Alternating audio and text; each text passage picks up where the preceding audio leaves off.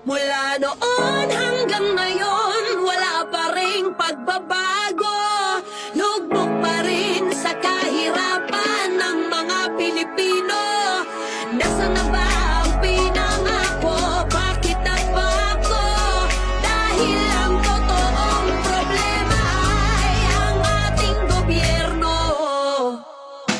Singkapal na ng pitaka, mga makakapal ang mukha.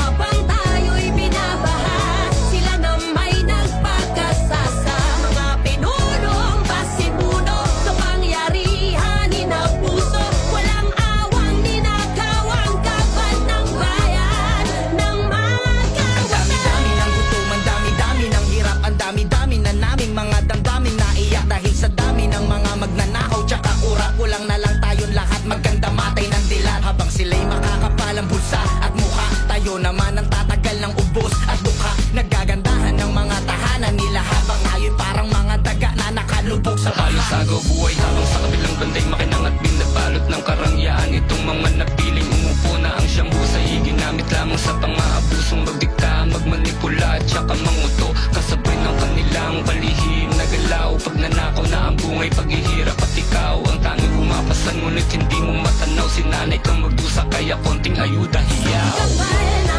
ng pitaka, mga makakapal ang mukha. Habang tayo'y binabaha, sila na may nagpagkasasa. Mga pinulong pasimuno, kapangyarihan inabuso. Walang awang ninakaw ang kaban ng bayan ng magkawasan.